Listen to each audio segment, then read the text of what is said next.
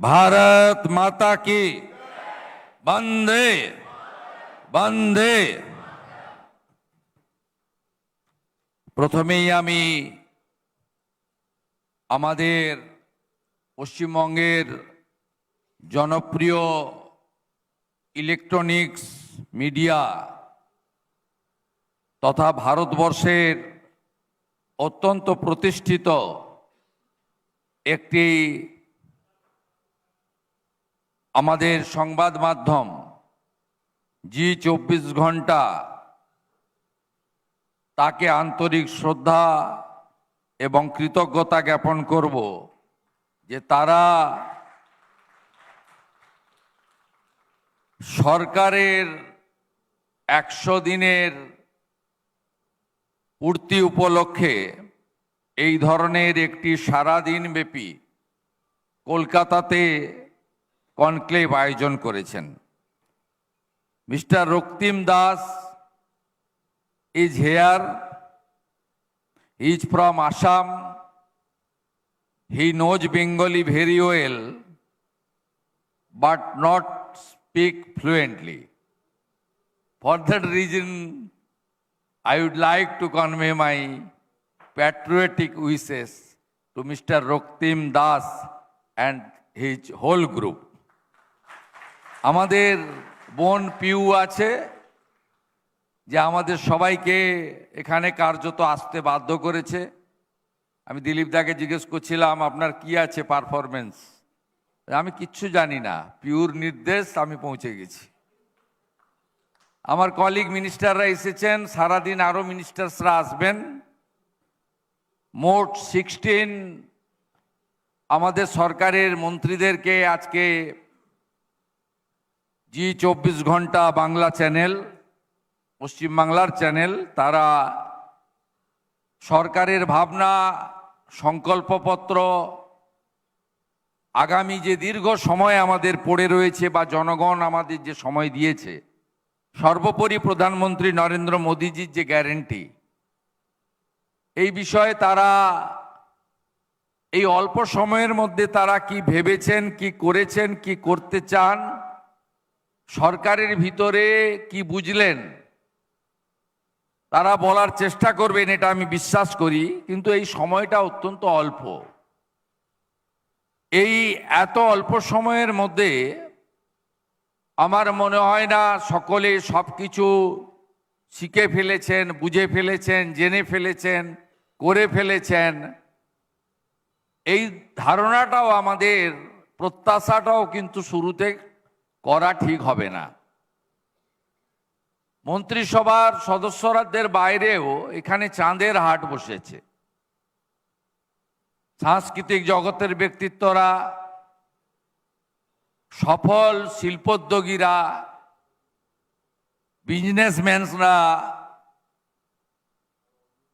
বিভিন্ন recognise organisation, সর্বোপরি রাষ্ট্রবাদী দেশপ্রেমিক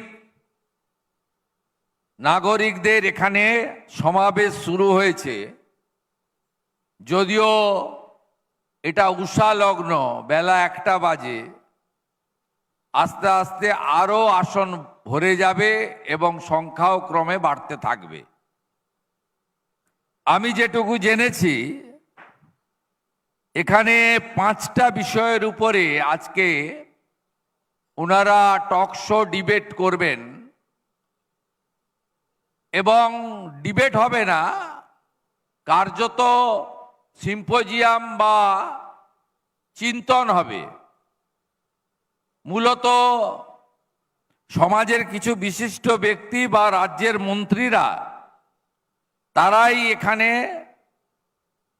সুযোগ পাবেন, আমি যেটুকু জেনেছি। এবং আজকে জি 24 ঘন্টা পশ্চিমবঙ্গের যারা নারীর স্পন্দন বোঝেন, দীর্ঘ 34 বছরের কমিউনিস্ট এবং 15 বছরের তৃণমূল রাজত্বের পরে ডবল ইঞ্জিন রাষ্ট্রবাদী সরকারের কাছে মানুষের কি প্রত্যাশা, এমন কিছু নিরপেক্ষ মানুষ যেমন তুলে ধরবেন আলোচনায়, মন্ত্রীদেরও বুঝতে সুবিধা হবে যে তাদের কাছে এই পশ্চিমবঙ্গের মানুষের জি 24 ঘন্টার মেগা কনক্লেভের মধ্য দিয়ে মানুষের অ্যাকচুয়ালি প্রত্যাশাটা কি।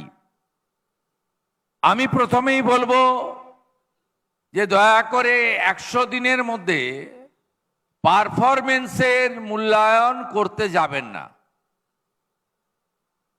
যে কোনো মুখ্যমন্ত্রী বা মন্ত্রী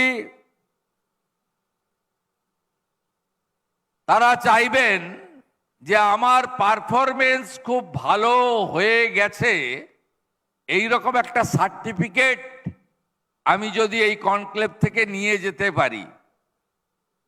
আমার মনে হয় পারফরমেন্সের সার্টিফিকেট দেওয়ার চেষ্টাও করবেন না আর নিতেও চাইবেন না।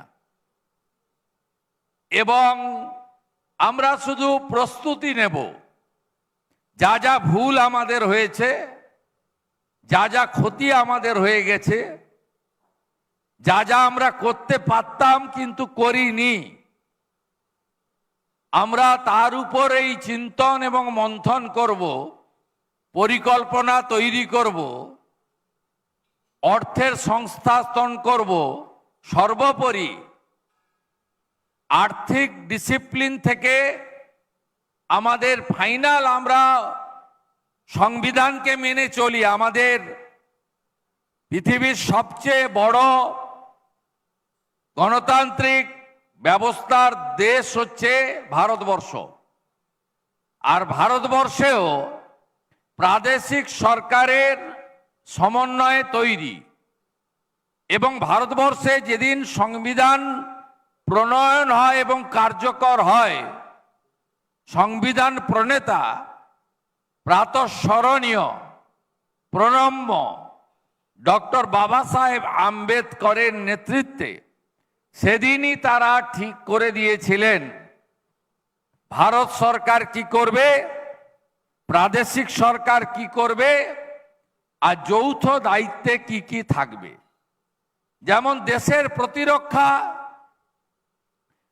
দেশের বিদেশ নীতি, এখানে প্রাদেশিক সরকারের রোল থাকবে না।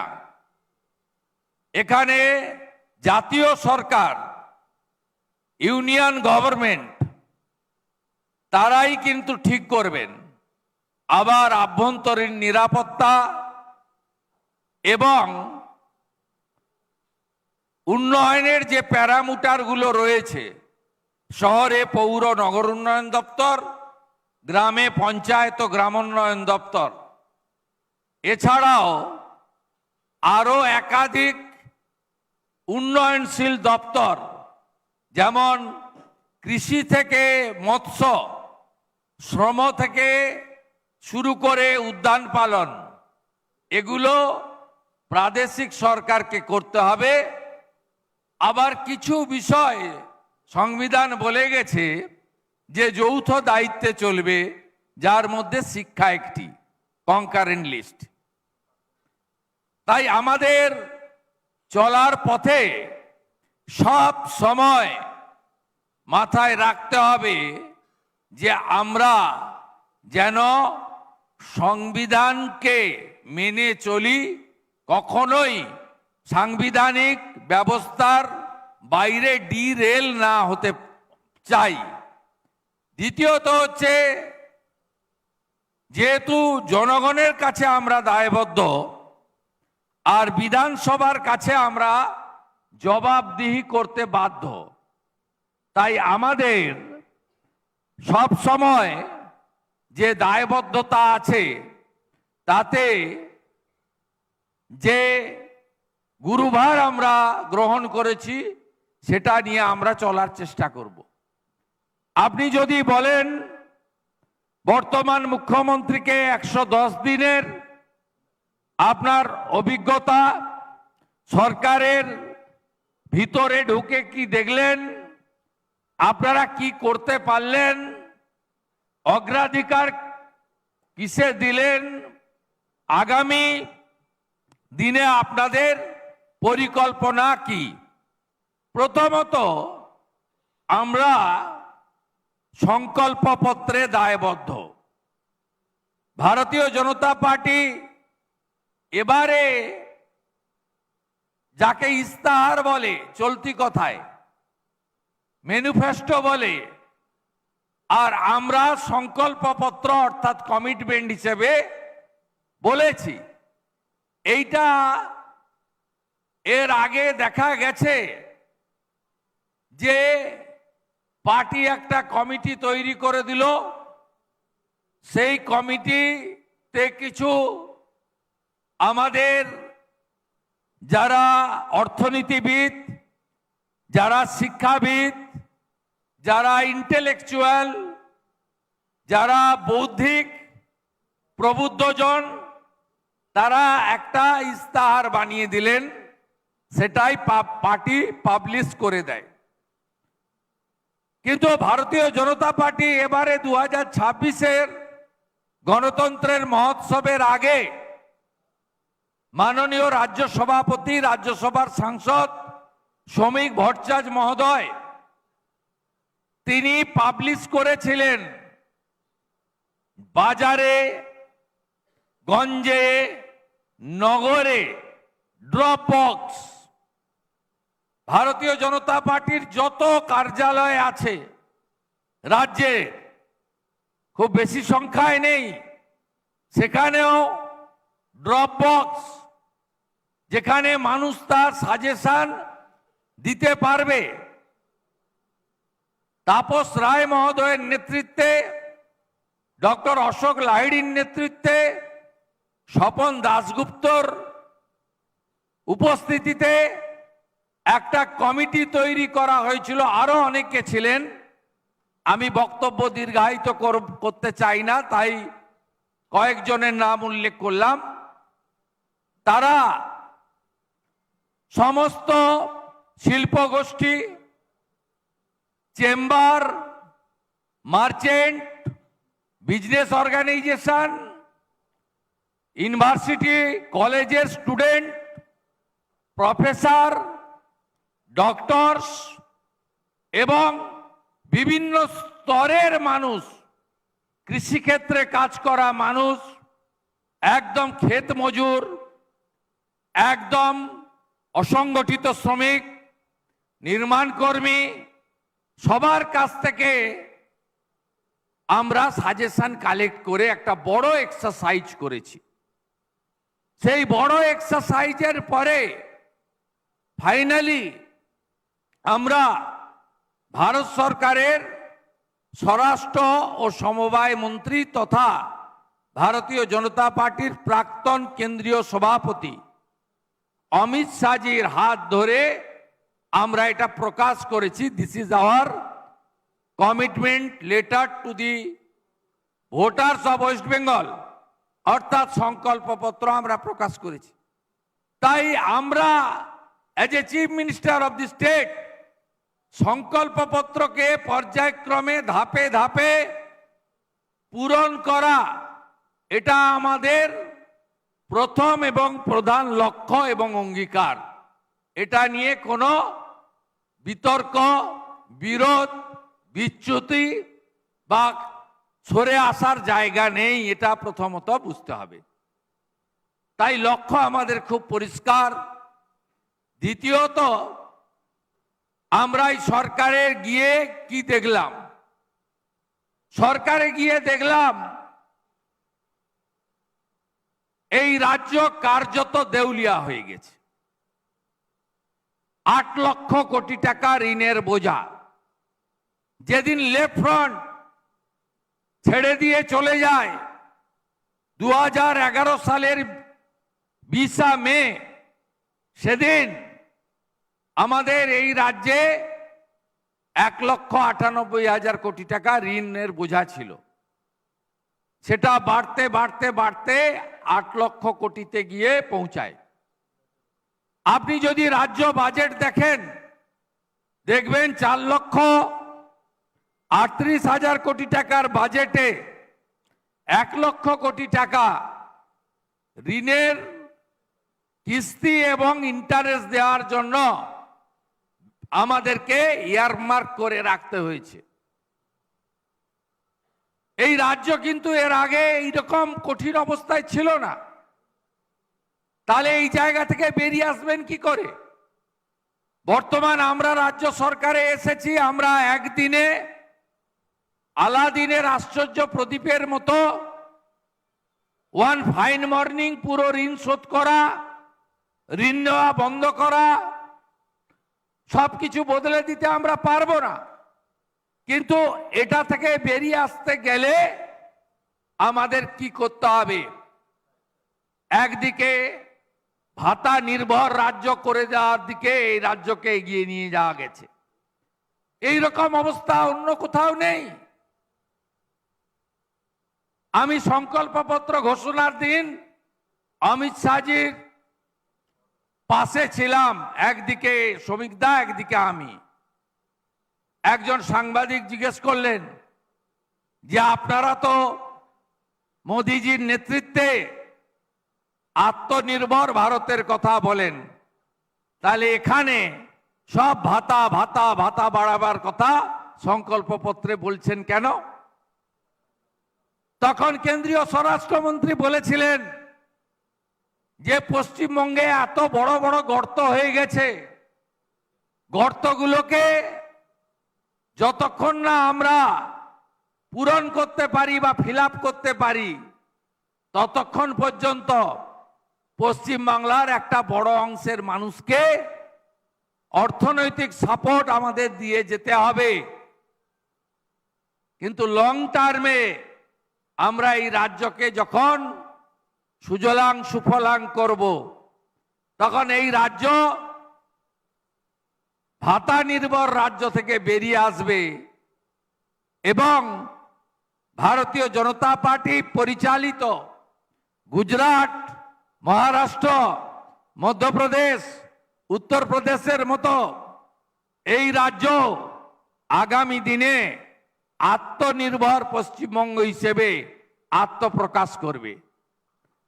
আমাদের প্রধানমন্ত্রী সব সময় বলেন যে আত্মনির্ভর ভারত, ভোকাল ফর লোকাল, এবং আমাদেরকে স্বদেশী হতে হবে। আমরা সব পারবো, কেন পারবো না? কখনো হানাদার মোগল পাঠান, কখনো ইংরেজ, বারে বারে এই অখণ্ড ভারত কত দূর অবধি ছিল?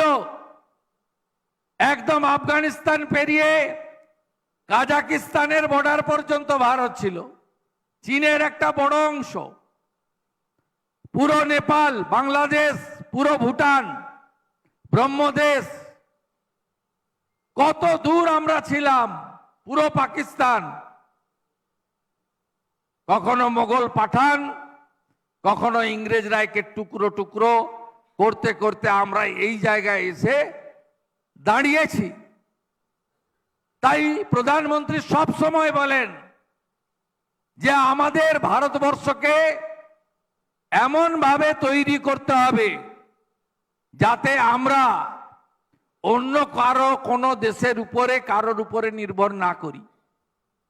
কিন্তু এই পশ্চিমবঙ্গে আমি যা দেখেছি, এই বাংলাকে একদম ক্র্যাচ নিয়ে হাঁটতে হয় না। যদি পায়ে কোনো ব্যাধি থাকে, পায়ে কোনো সমস্যা থাকে, পা যদি ভেঙে যায়, এই বাংলাকে কার্যত নির্ভরশীল বাংলায় পরিণত করে দেওয়া হয়েছে। এই বাংলাতে, পশ্চিমবঙ্গে আমরা কি দেখেছি? অর্থনৈতিক শৃঙ্খলা ছিল না। ভারত সরকার 100 দিনের কাজের টাকা দিতেন, সেই টাকা বাংলাদেশে বসবাসকারী লোকের অ্যাকাউন্টে চলে যেত আরটিজিএস, এনএফটিএস করে। ভারত সরকার 100 দিনের কাজের টাকা দিত, হায়দ্রাবাদে থাকা পরিযায়ী শ্রমিকের অ্যাকাউন্টে সেই টাকা ব্যাংকিং সিস্টেমে চলে যেত। ভারত সরকার স্বচ্ছ ভারতে শৌচালয় নির্মাণের টাকা দিত, খাতায় পত্রে শৌচালয় তৈরি হতো, কিন্তু গ্রামের মানুষ, প্রান্তিক মানুষ তার সুবিধা পেতেন না। ভারত সরকার প্রধানমন্ত্রী আবাস যোজনার টাকা দিতেন, সেই আবাস যোজনার বাড়ি প্রকৃত বেনিফিশিয়ারিরা পেতেন না। নেতা তিনতলা পাকা বাড়িতে থাকেন, তার ফিশারির বাড়ি, তার গরু রাখার ঘর, তার গাড়ি রাখার গ্যারেজকে দেখিয়ে তিনি আবাসের টাকা নিয়ে চলে যেতেন। এত অর্থনৈতিক ইনডিসিপ্লিন, শৃঙ্খলাহীনতা আপনি কল্পনা করতে পারবেন না। আমরা পশ্চিমবঙ্গ সরকার 3টে গুরুত্বপূর্ণ কমিটি করেছি। আমি কালকের একটা কনক্লেভে গেছিলাম, কালকের কনক্লেভে আমি সব কথা বলিনি, সেখানে কিছু কথা বলেছি। আমি আজকে আবার কিছু কথা বলবো যেটা আপনারা গতকাল শুনতে পাননি, যাতে 24 ঘন্টার মধ্য দিয়ে আপনারা জানতে পারেন। আমরা 3টে কমিটি বানিয়েছি, 2টো গ্রুপ অফ মিনিস্টার্স, জিওএম, একটা আমাদের এই রাজ্যে গত 34 বছরের কমিউনিস্ট, 15 বছর তৃণমূল কংগ্রেসের রাজত্বে যে দুর্নীতিগুলো হয়েছে সেগুলো খুঁজে বের করে তথ্য প্রমাণ সহকারে শ্বেতপত্র প্রকাশ করা, যাকে বলা হয় চলতি কথায় হোয়াইট পেপার। এই কমিটির লিডারশিপ দিচ্ছেন ডক্টর স্বপন দাশগুপ্ত, দিলীপ দাও মেম্বার আছে, আরো বেশ কয়েকজন সদস্য মেম্বার আছে। আরেকটি কমিটি করা হয়েছে তাপস রায় মহোদয়ের নেতৃত্বে, জিওএম। এই রাজ্যে টাটাকে তাড়ানোর পরে শিল্প, বাণিজ্য, বিনিয়োগ, তার যে এবং ভুল ল্যান্ড পলিসি এবং শিল্প ইনসেন্টিভিয়াসকে তুলে দেওয়ার ফলে যে লক অ্যান্ড কি তালা চাবি লাগানো হয়েছিল মাঝারি এবং বৃহৎ শিল্পে, সেই তালা চাবি কি করে খোলা যায় তার জন্য GOM under the leadership of the industry ministers Tapas Ray, তার একটা শিল্প নীতি সঙ্গে জমি নীতি, সেই কমিটি ফাংশনিং, তার ফার্স্ট রিপোর্টও আমরা খুব তাড়াতাড়ি পেয়ে যাব। আরেকটা কাজ আমরা করেছি, সেটা হলো নির্বাচন যেদিন ঘোষণা হয়েছে, অর্থাৎ মডেল কোড অফ কন্ডাক্ট যেদিন লাগু হয়েছে, তার আগে ঠিক 6 মাস সময়কালে বিগত সরকার আর্থিক শৃঙ্খলা ভেঙে নিজেরা জিতে আসার জন্য চতুর্থবার যে ক্ষতিগুলো আমাদের রাজ্যের নীতিতে, অর্থনীতিতে, ভবিষ্যতে এবং সুশাসনের ক্ষেত্রে করে দিয়ে গেছেন, জিততেই হবে যে কোনোভাবে, তার মূল্যায়ন হবে। সব সিদ্ধান্তই আমরা বিগত 6 মাস আগে, ভোট ঘোষণার 6 মাস আগে করে যাওয়া ক্যাবিনেট অথবা বিধানসভায় যা যা সিদ্ধান্ত নিয়েছে, সেটা যদি অর্থনৈতিক শৃঙ্খলা ভেঙে হয়, সেটা যদি রাজ্যের ভবিষ্যতের হিতের বিরোধী হয়, সেটা যদি রাজ্যের জনগণের বিরোধী হয়, সেটা যদি সংবিধানের বাইরে হয়, সেটা যদি ভারতবর্ষকে দুর্বল করার ক্ষেত্রে কাজে লাগে, আমরা সেগুলো বাতিল করতে 1 মিনিটও সময় নেব না। এর জন্য মুখ্য সচিব মনোজ আগরওয়ালের নেতৃত্বে গ্রুপ অফ অফিসার্স করে দেওয়া হয়েছে। They are also working sincerely.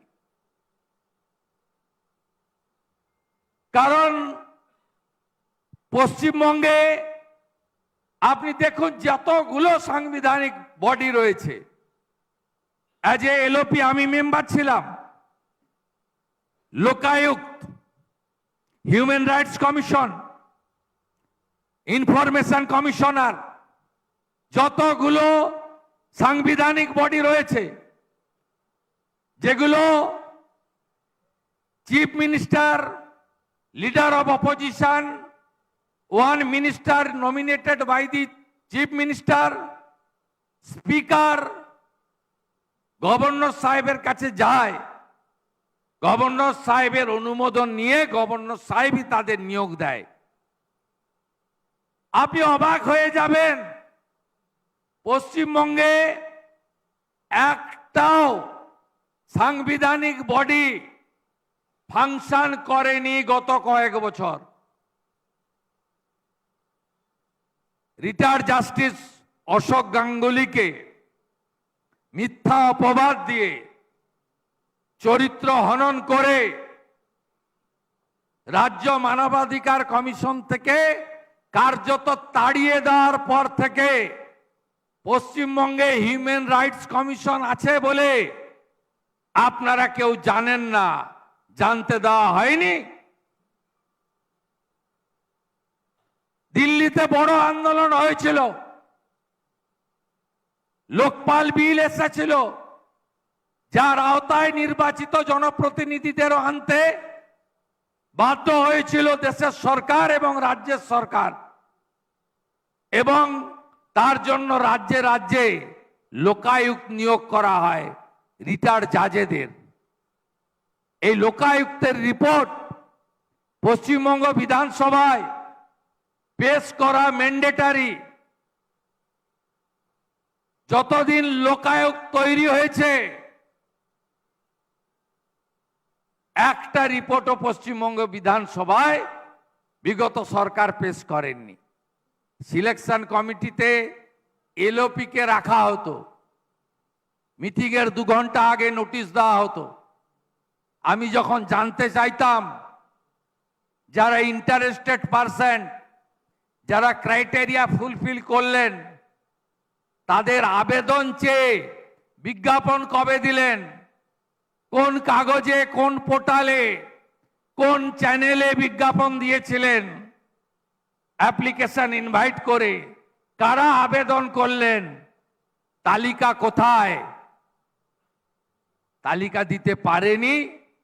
আমি আমার প্রোটেস্ট গভর্নরের কাছে রাখতাম। তালিকা দেওয়া হতো না, পাবলিকলি জানানো হতো না। প্রকৃত যোগ্য লোকেরা আবেদন করার সুযোগ পেত না। তার কারণ রাজীব কুমারের স্ত্রীকে ইনফরমেশন কমিশনার মেম্বার করতে হবে, হিডেন এজেন্ডা থাকলে তো আপনি পাবেন না। এই করে প্রত্যেকটা কনস্টিটিউশনাল বডিকে এই রাজ্যে SC commission, ST commission, minority commission, শিশু রক্ষা কমিশন আছে, যারা ছোট ছোট শিশু যারা এবং যারা অপ্রাপ্ত বয়স্ক তাদেরকে প্রোটেকশন দেওয়া হয়। যদি কোনো অত্যাচার, অবিচার, যে কোনো ঘটনার ক্ষেত্রে দেওয়া হয়। এই রাজ্যে শিশু রক্ষা কমিশনের কোনো ফাংশন দেখেছেন? নাম বলতে পারবেন কেউ যে কে চেয়ার করছেন? শিশু রক্ষা কমিশন 5 বছরে একটা কাজই করেছে আমার অভিজ্ঞতাতে।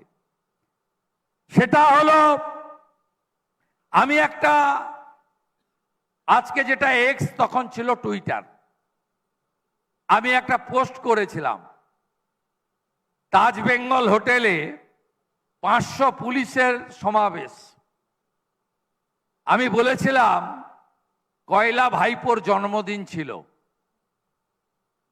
তা কয়লা ভাইপোর কি স্ট্যাটাস মেনটেন করে যাকে 500 পুলিশ দিয়ে তাজ বেঙ্গলকে দুর্গ বানানো হয়েছে, এবং সেখানে একটা একদম হাই ফাই প্রোটেকশন দেওয়া হয়েছে, জামাল লাগানো হয়েছে, ডগ স্কোয়াড পাঠানো হয়েছে, মেটাল ডিটেক্টর বসানো হয়েছে। তারপরে দেখলাম আমি একটা নোটিশ পেলাম। আমাকে নোটিশ দিয়ে শিশু রক্ষা কমিশন জানতে চাইল যে আপনি কেন একটা ছোট্ট বাচ্চার জন্মদিন নিয়ে এই ধরনের কথা বলেছেন। আমি উত্তর দিয়ে বললাম যে আমি তো কারোর নাম বলিনি, আমি বলেছি কয়লা ভাইপোর ছেলের জন্মদিন। আমি জানতে চাইলাম কয়লা ভাইপোটা কে, আমাকে নাম বলুন।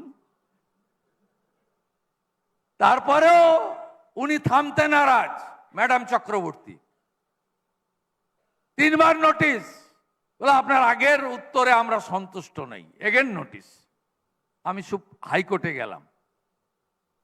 হাইকোর্টে মহামান্য বিচারপতি তো হেসেই ফেললেন সবার সামনে, বললেন যে আপনারাই বলুন, সরকারই বলুন কয়লা ভাইপোটা কি। ওরা তো বলতেও পারলো না, বলার তো অসম্ভব, समझदार का तो इशाराই কাফি হয়। এই করে কনস্টিটিউশনাল বডিগুলোকে একদম শুইয়ে দিয়ে গেছে। আর ভারতবর্ষ থেকে যখনই মহিলা কমিশন, এসসি কমিশন যা রেকমেন্ডেশন যা বলেছে কিছুই হয়নি। এখানে পলিটিক্স তো ছেড়েই দেন, কেউ বিচার পায়নি। এই জায়গাগুলো থেকে এই রাজ্যকে বের করে আনতে হবে। 2021 2রা মে বিজেপি জিততে পারলো না, 77-এ আটকে গেল, ভয়ঙ্কর সন্ত্রাস শুরু হলো, নাম তার পোস্টপল ভায়োলেন্স। আক্রান্ত লোকেদের নিয়ে আমরা হাইকোর্টে গেলাম। হাইকোর্টের বিচারপতি এনএইচআরসিকে দায়িত্ব দিলেন যে এদের allegation false or true find out করুন। তারা 5 মেন জাজেস বেঞ্চ হলো, ন্যাশনাল হিউম্যান রাইটস কমিশন, তারা গোটা রাজ্যে ঘুরে এত বড় একটা রিপোর্ট জমা দিল। সেই রিপোর্টে প্রথম লাইনেই ছিল পশ্চিমবঙ্গে আইনের শাসন নেই, এখানে শাসকের আইন চলে। এটা প্রমাণিত সত্য।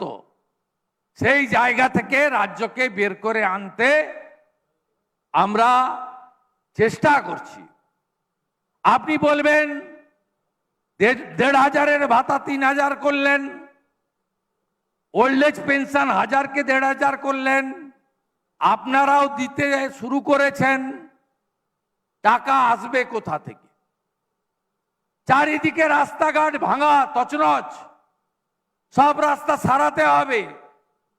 পিডব্লিউডি সারাবে, পঞ্চায়েত ও গ্রাম উন্নয়ন দপ্তর সারাবে, পৌর নগর উন্নয়ন দপ্তর সারাবে, ভারত সরকারের জাতীয় সড়ক কর্তৃপক্ষ সারাবে, স্টেট হাইওয়ে অথরিটি তারা সারাবে। সবাইকে মিলে করতে হবে।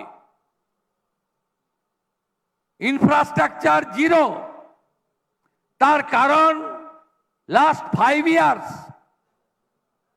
কমপ্লিটলি এজেন্ডা কি ছিল আমি আপনাদের বলছি, কেউ একমত হতে পারেন, না হতে পারেন। অ্যাজ এ ল মেকার্স অনেক দিন টাইম হয়ে গেল, 33-34 ইয়ার্স আমি পলিটিক্সে আছি। I started my journey 1988। কলেজে সিআর, কাউন্সিলর, এমএলএ, এমপি, মিনিস্টারও একটা সময় ছিলাম আগের গভর্নমেন্টের, এলওপি, নাও চিফ মিনিস্টার। আমার যে ভাস্ট এক্সপিরিয়েন্স, তাতে আমার কনক্লুশন হচ্ছে আগের সরকারের এজেন্ডা কমপ্লিটলি দুটো ছিল। ওপেন এজেন্ডা, 1 হাই অ্যাপিজমেন্ট, তুষ্টিকরণ, তোষণ। 2nd ভাতা বিতরণ করো, ডিস্ট্রিবিউশন অফ দি ডোল। একটা শ্রেণীর মানুষ খুব যোগ বিয়োগ করতেন আগের সরকারের যিনি মালিক ছিলেন। তিনি জানতেন যে পশ্চিমবঙ্গে ম্যাজিক ফিগার 148 পেতে গেলে 45% ভোট দরকার। আমি যদি 30-32% স্পেশাল কমিউনিটিকে কনসলিডেট করতে রাখি পারি দুটো পদ্ধতিতে, একটা তাদের তোষণ করলাম, আরেকটা তাদেরকে ভয় দেখালাম। এটা কি ধরনের তোষণ? তোষণ হচ্ছে জাতীয় ওবিসি কমিশন তারা বলে দিল যে এই 110টা জাতি আদার ব্যাকওয়ার্ড ক্লাসেস, তার মধ্যে হিন্দুও আছে, 17টা মুসলিম কমিউনিটিও আছে। ওখানে হিন্দু মুসলিম দেখে হয় না, কোনো সরকারি করে না। কিন্তু ইনি কি করলেন, যিনি ছিলেন, বলে এদের চাকরি দিই না দিই, খেতে পাক আর নাই পাক, একটা সার্টিফিকেট তো দিয়ে দিতে পারি। তাই 72টা মুসলিম জনগোষ্ঠীকে অবৈধভাবে ওবিসি করে দিলেন। অর্থাৎ পুরো মুসলিম জনগোষ্ঠীর 98% তারা ওবিসির আওতায় চলে এলো, এবং মূল যারা ওবিসি আদার ব্যাকওয়ার্ড ক্লাসেস তারা হয়ে গেল ওবিসি বি, আর উনি ভোট ব্যাংকের জন্য যাদের করলেন তোষণের জন্য তারা হয়ে গেল ওবিসি এ। এটা হচ্ছে অ্যাপিজমেন্ট। একদিন নেতাজি ইন্ডোরে ডেকে পাঠালেন ইমাম সাহেবদের, বললেন আপনাদের আমি ভাতা দেব। বললেন 2000 টাকা ইমামরা পাবেন। ইমাম সাহেবরা উঠে দাঁড়িয়ে বললেন, যারা মাইকে ডাক দেয় তাদের নাম হচ্ছে মুয়াজ্জিম, তাদেরও কিছু দিতে হবে। বলে হ্যাঁ, ওদেরকেও 1000 টাকা করে দেব। দিতে পারে সরকার, কয়েক হাজার পুরোহিতকেও দিয়েছিল পরে, তারা পুরোহিত না অন্য কিছু আমি জানি না। তা পদ্ধতি কি? ইমাম সাহেবরা বললেন ওসব পোর্টাল ফোটাল করতে পারবো না, আমরা বলে দিচ্ছি আপনাদের দিয়ে দিতে হবে। 3 জন যদি সাক্ষী থাকে লিখে দেয় যে ইনি ইমাম, তাহলে ইনি 2000 টাকা পাবেন। পরে বেড়ে সেটা 2500 হয়েছিল। 3টে লোককে লাগবে যে লিখে দেবে যে ইনি হচ্ছেন ইমাম, আর ইমাম লিখে দেবেন ইনি হচ্ছেন মুয়াজ্জিম।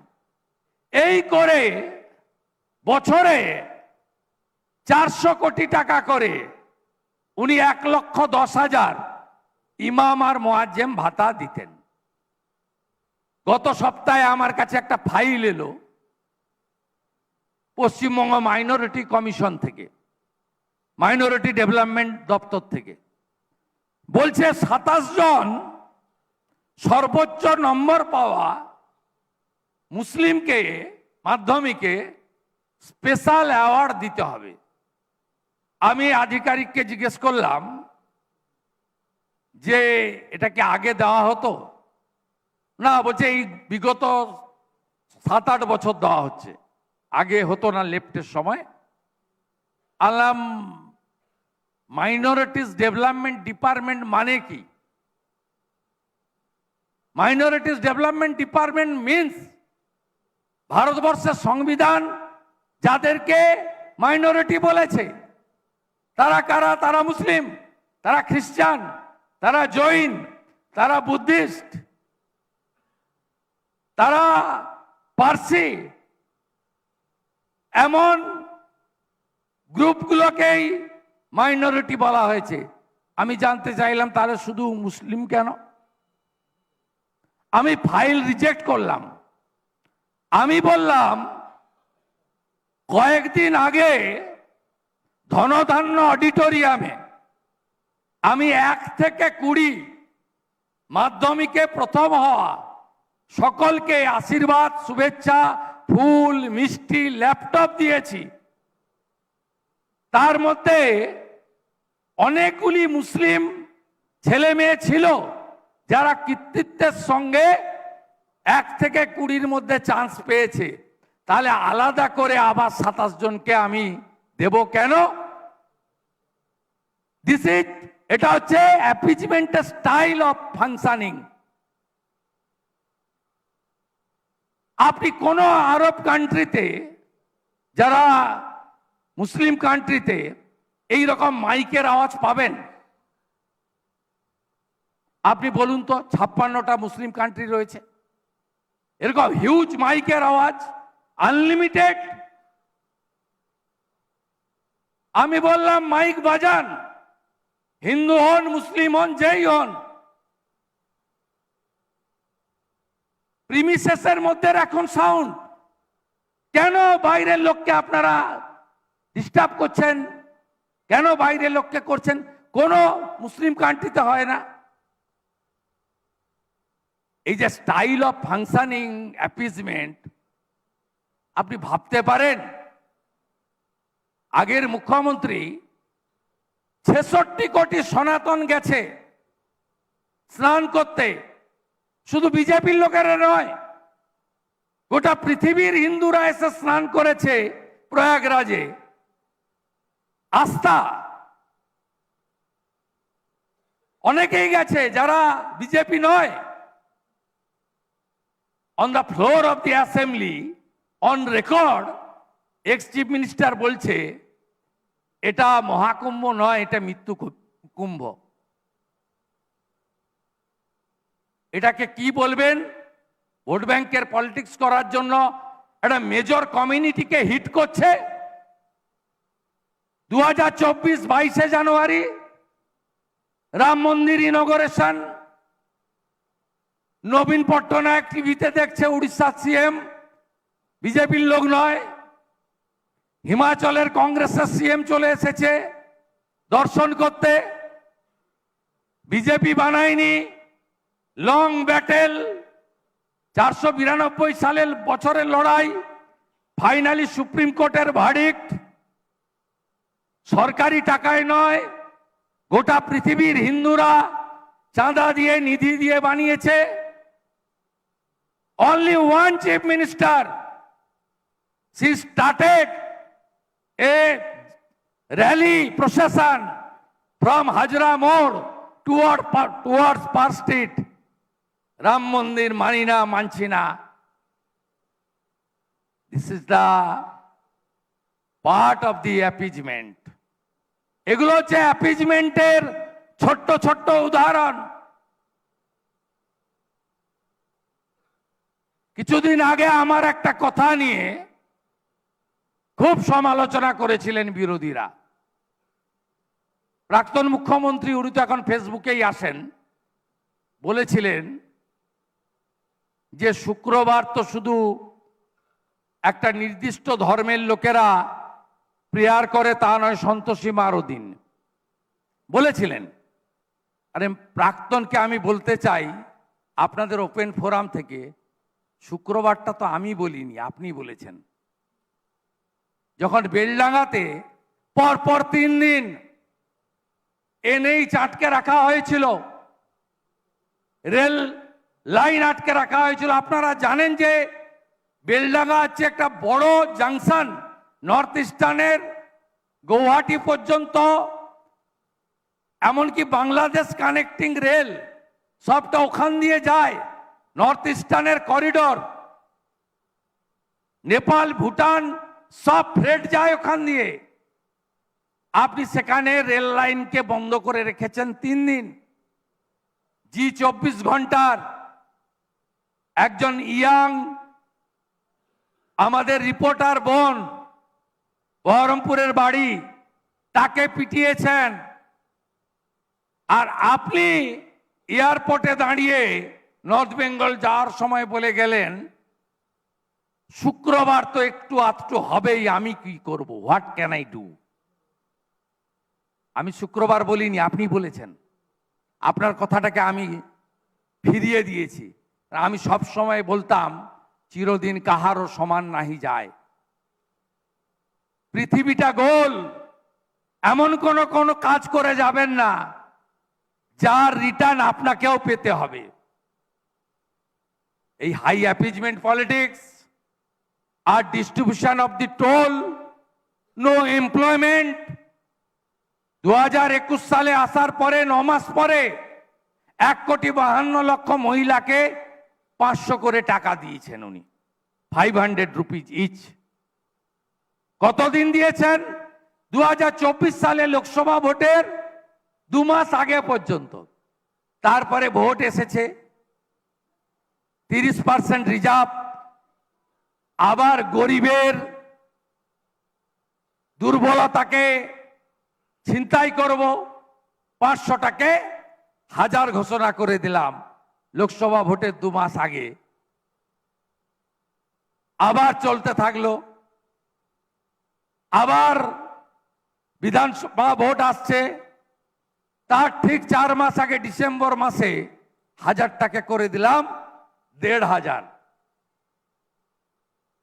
অন্যদিকে এমপ্লয়মেন্ট, লাস্ট পাবলিক সার্ভিস কমিশনের নোটিশ বেরিয়েছিল 2017-তে, লাস্ট স্কুল সার্ভিস কমিশনের নোটিশ বেরিয়েছিল 2015-তে।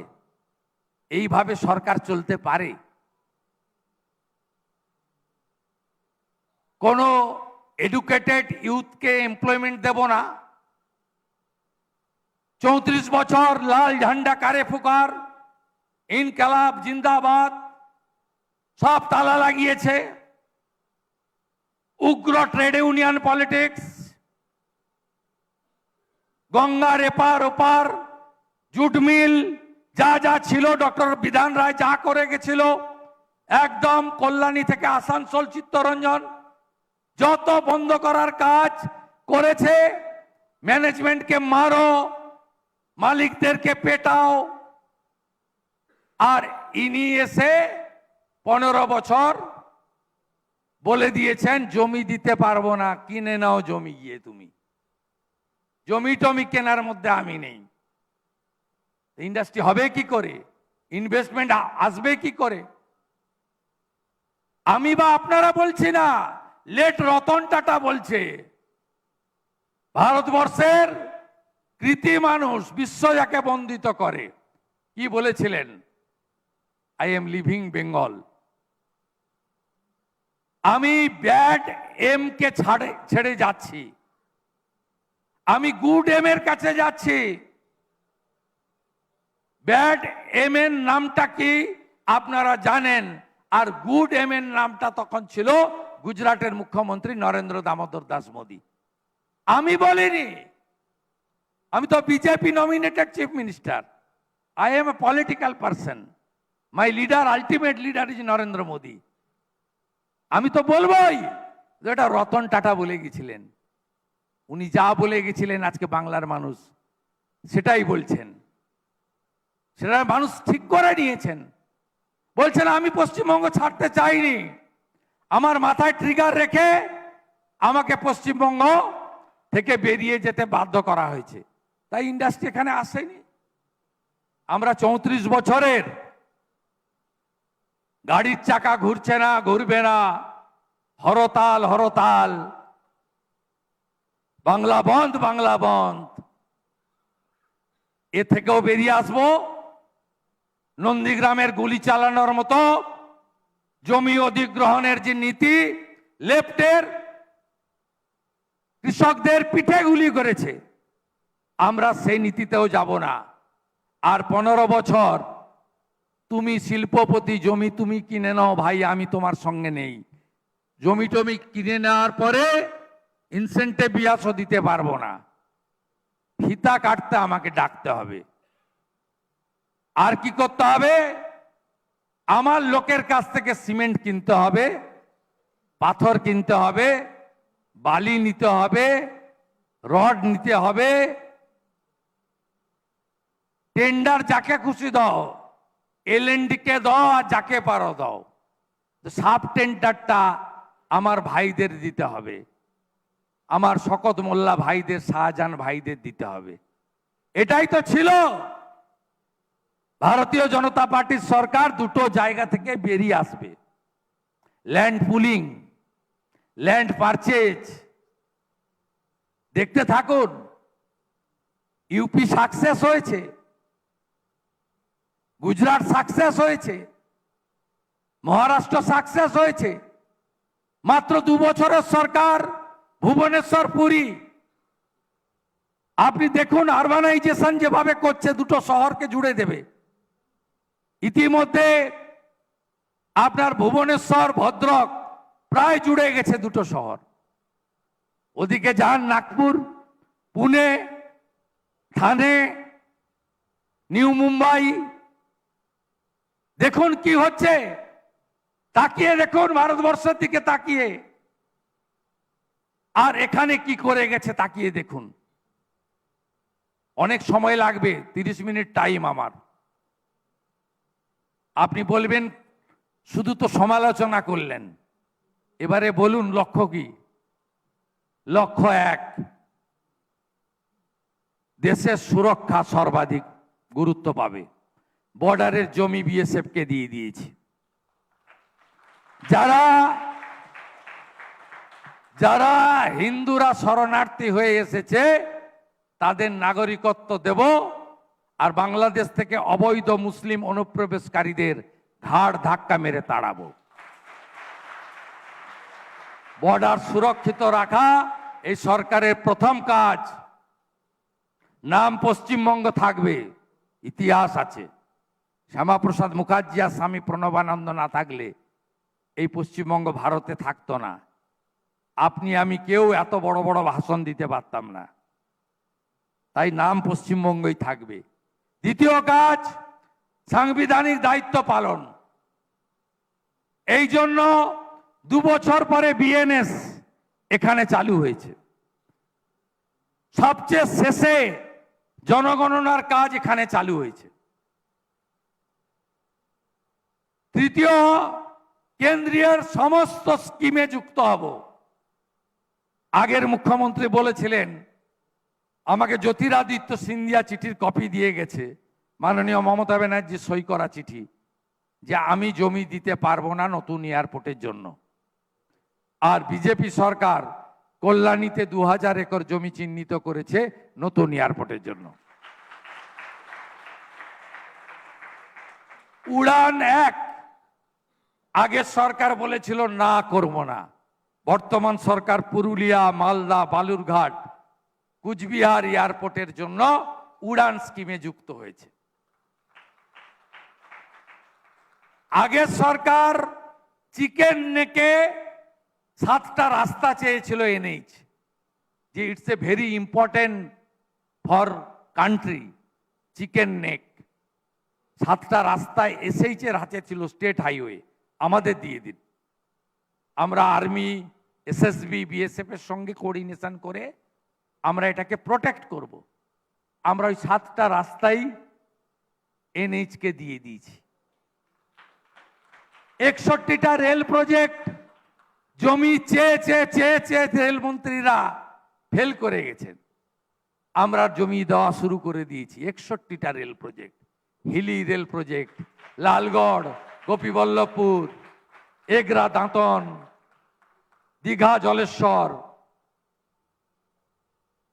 করিমপুর, তেহট্ট, জলঙ্গি, ডোমকল, রেল মানচিত্রে যেখানেই নেই 61টা।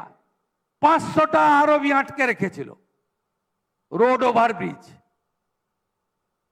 ওনার ধারণা ছিল ওই আরবি দিয়ে শুধু বিজেপির লোকেরা যায় আর হিন্দুরাই যায়, অন্য কেউ যায় না, আটকে রেখেছিলেন। আমরা আরবি 500ই ভারত সরকারকে দিয়ে দিয়েছি। আয়ুষ্মান ভারত, প্রধানমন্ত্রী সূর্য ঘর, প্রধানমন্ত্রী আবাস যোজনা, বিকশিত ভারত জি রামজি, প্রত্যেকটা স্কিম, জল জীবন মিশন, প্রধানমন্ত্রী ফসল বীমা যোজনা, প্রধানমন্ত্রী সেচাই স্কিম, ধনধান্য কর্মসূচি, ভাইব্রেন্ট ভিলেজ, একটাও ভারত সরকারের স্কিম থেকে পশ্চিমবঙ্গের লোক বঞ্চিত হবে না। এটা আমাদের তৃতীয় সংকল্প। চতুর্থ, জনকল্যাণমূলক কর্মসূচি। অন্নপূর্ণা নিয়ে চিৎকারের কিছু নেই। 1,45,64,472 জন মহিলাকে দিয়েছি। লাগলে আরো মহিলারা পাবেন, কিন্তু প্রকৃত লোকেরা পাবেন। বিগত সরকারের লক্ষ্মীর ভান্ডারে 3 লক্ষ পুরুষও পেতেন। এসআইআর এ নাম বাদ গেছে এমন অভারতীয়রাও পেতেন। হ্যাঁ বোন, আপনি হাসছেন, আরো একটা শুনলে আরো হাসবেন। পশ্চিম মেদিনীপুরের চন্দ্রকোনায় বিধবা ভাতা পেতেন এক পুরুষ, তিনি আবার তৃণমূলের নেতা।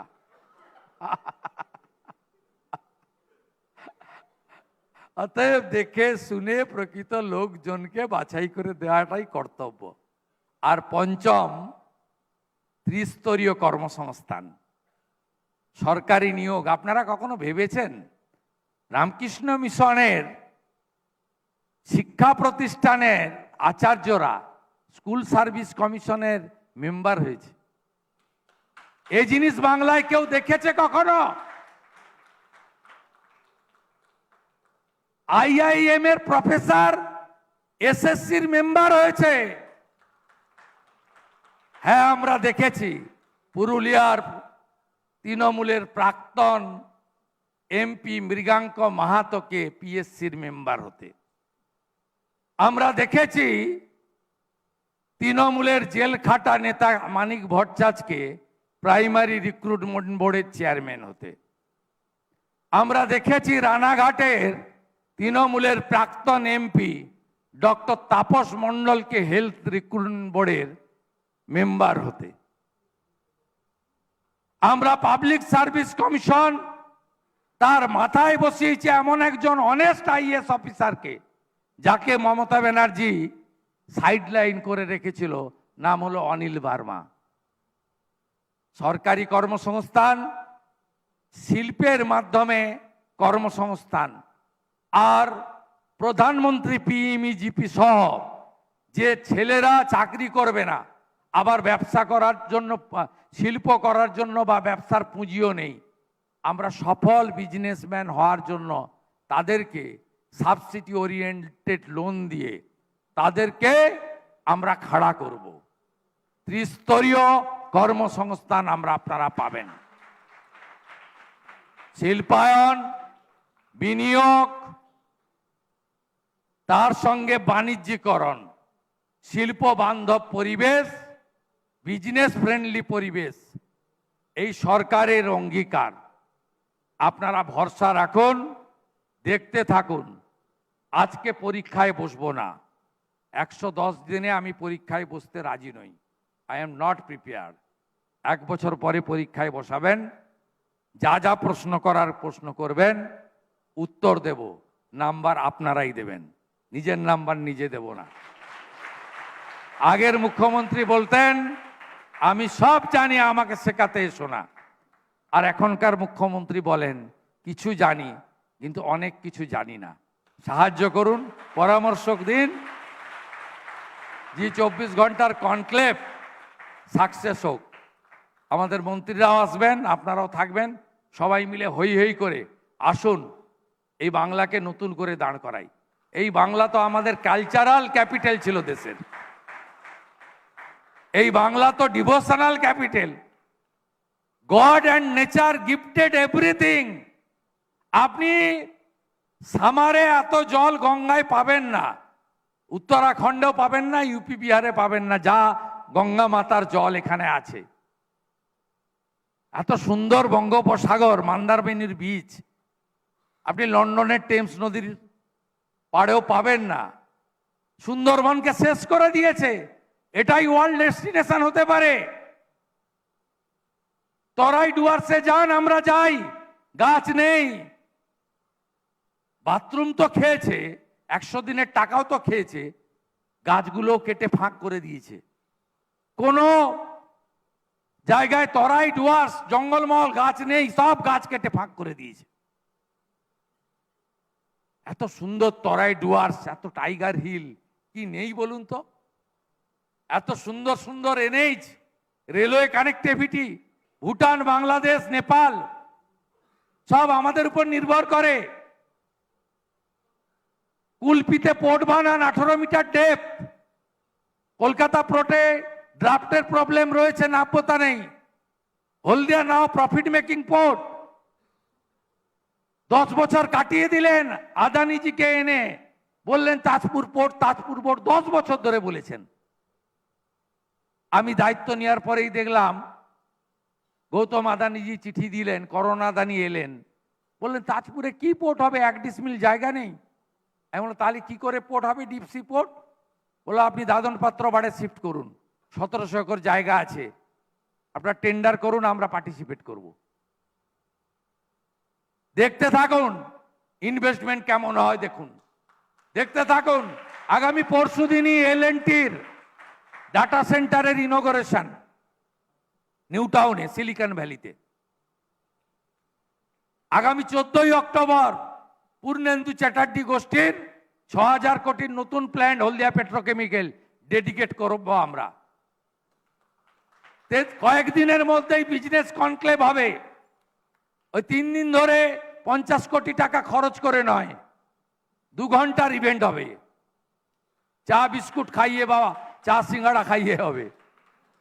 33টা ইন্ডাস্ট্রিকে ল্যান্ড দেবো আমরা, ল্যান্ড হ্যান্ড ওভার করবো, দেখবেন, দেখতে থাকুন।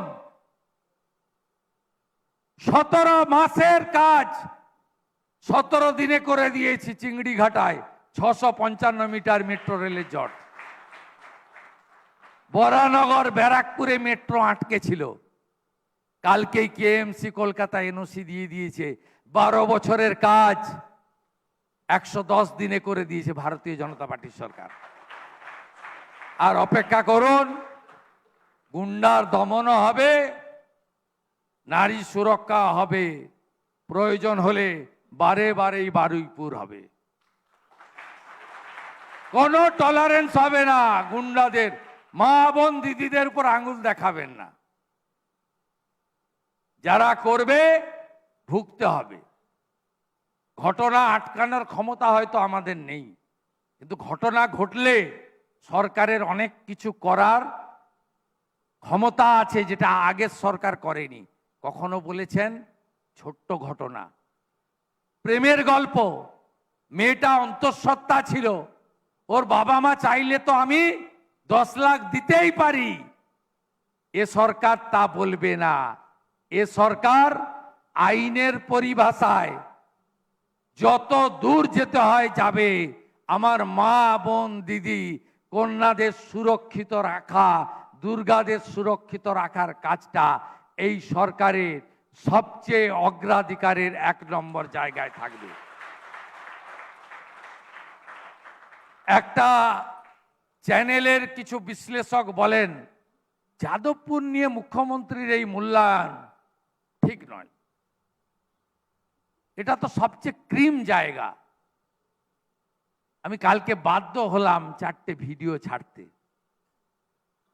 একটাতে লেখা আছে red salute Kishanji. Who is Kishanji? 1000 ভারতীয়কে খুন করেছে, পুলিশকে খুন করেছে। যারা রেড স্যালুট কিষানজি বলবে তাদের স্থান কলকাতাতে, যাদবপুরে, পশ্চিমবঙ্গে হবে না। সব ছাড়তে পারি, রাষ্ট্রপ্রেম, সনাতন সংস্কৃতি, দেশপ্রেম ছাড়তে পারবো না। No compromise. আমার বাড়ির লোক ব্রিটিশের জেলে ছিল, লেট বিপিন অধিকারী 8 বছর। এই জায়গায় কোনো কম্প্রোমাইজ হবে না। আপনি যাদবপুরে আর্টস বিভাগের হোস্টেলের দেওয়ালে ভারতকে ছোট করে কার্টুন আঁকবেন, যা খুশি লিখবেন, যা খুশি করবেন, আর বাজনা বাজাতে বাজাতে বলবেন আজাদি আজাদি। क्या आजादी? 1947 15 আগস্ট আজাদি হয়ে গেছে, এরপরে তো বিশ্ব জয় করব আমরা, অখণ্ড ভারত হবে, যে স্বপ্ন ডক্টর শ্যামাপ্রসাদ মুখার্জি দেখেছিলেন। কলকাতার রাস্তায় দাঁড়িয়ে কাশ্মীর মাঙ্গে আজাদি বলবেন, আর টকশোতে গিয়ে এদেরকে সাপোর্ট করবেন। আমি প্রধানমন্ত্রীর কথার প্রতিধ্বনি করে বলি, দিমাগি নকশাল আর এদের যারা চ্যানেলে মিডিয়াতে সাপোর্ট করছেন, পশ্চিমবঙ্গে বিজেপি সরকার তাদের কাউকে ছাড়বে না, কাউকে ছাড়বে না, কাউকে ছাড়বে না। এবারে রাখি বন্ধন হোক দেশপ্রেমের রাখি বন্ধন। 28 তারিখে 4000 জায়গায় পশ্চিমবঙ্গ সরকার রাখি পূর্ণিমা পালন করবে। শুধু ধর্মীয় মাহাত্ম নয়, দেশপ্রেমের বন্ধন দরকার আছে। বাইরের শত্রুদেরকে পরাস্ত করতে গেলে দেশের ভিতরে থেকে যারা দেশকে দুর্বল করছে তাদের বিরুদ্ধেও কথা বলা দরকার।